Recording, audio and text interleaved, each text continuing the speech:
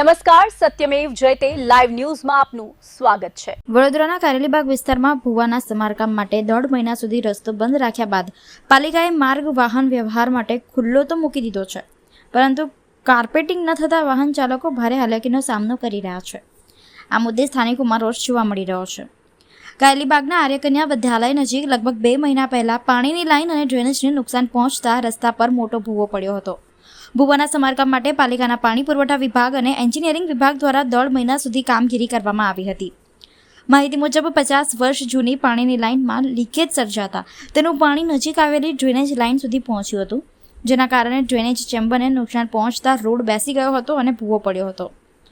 સમારકામની કામગીરી પૂર્ણ થયા બાદ પાલિકાએ રસ્તો વાહન વ્યવહાર માટે ખુલ્લો મૂકી દીધો છે, પરંતુ હજુ સુધી રોડનું કાર્પેટિંગ કરવામાં આવ્યું નથી। પરિણામે રસ્તો ઉબડખાબડ બની ગયો છે અને વાહન ચાલકોને ભારે મુશ્કેલી પડી રહી છે। સ્થાનિકોનું કહેવું છે કે પાણી પુરવઠા વિભાગ અને વોર્ડ કચેરી વચ્ચે સંકલનના અભાવે કામગીરીમાં વિલંબ થયો હતો। 1.5 મહિના સુધી માર્ગ બંધ રહેતા લોકોને ભારે હાલાકી ભોગવવી પડી હતી। વાહન ચાલકોનો આક્ષેપ છે કે આ વિસ્તાર ડેપ્યુટી મેયરના વોર્ડમાં આવતો હોવા છતાં સમસ્યાનું સમયસર નિરાકરણ આવતું નથી। ઉબડખાબડ રસ્તાના કારણે અનેક વાહનો ફસાયા હોવાનું તેમજ સતત આ માર્ગ પરથી પસાર થનારા લોકોને કમર અને સાંધાના દુખાવા જેવી સમસ્યાઓનો સામનો કરવો પડી રહ્યો હોવાનું પણ જણાવ્યું હતું। હવે પાલિકા દ્વારા રોડનું કાર્પેટિંગ ક્યારે કરવામાં આવશે અને વાહન ચાલકોને રાહત ક્યારે મળશે તે જોવું રહ્યું। વડોદરા શહેરનો કારેલીબાગનો આ મુખ્ય રોડ છે, અહીંયાથી સિટીમાં જવાય છે। સાથે આ મુખ્ય વિસ્તાર પાસે આર્યકન્યા વિદ્યાલય, કૃષ્ણ હિન્દી વિદ્યાલય, સ્વામી વિવેકાનંદ ત્રણ વિદ્યાલય આવી છે અને ત્યાંનો મુખ્ય રોડ છે।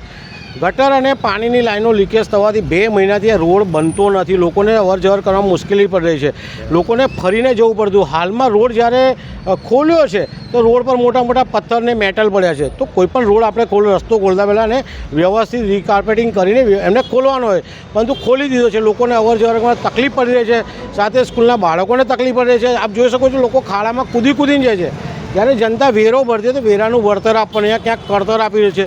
વડોદરા શહેરની જનતાના કમરમાં દુખાવો છે, અહીંયા સાયકલો પણ પંચર થઈ જાય, બાઇક પણ પંચર થાય તેવી પોઝિશન છે। સાથે મહત્ત્વની બાબત એ છે કે આ આપણા ડેપ્યુટી મેયરનો વિસ્તાર છે, તો ડેપ્યુટી મેયર પણ અહીંયા આવીને જોવું જોઈએ ને આ રોડ જે પણ બનાવતા હોય વહેલી તકે સારો બનાવે। સાથે સંકલનનો અભાવ છે, વોર્ડમાંથી અને પાણી પુરવઠા બંનેનું સંકલન કરતા નથી, જેના કારણે નાગરિકોને ભોગવે છે।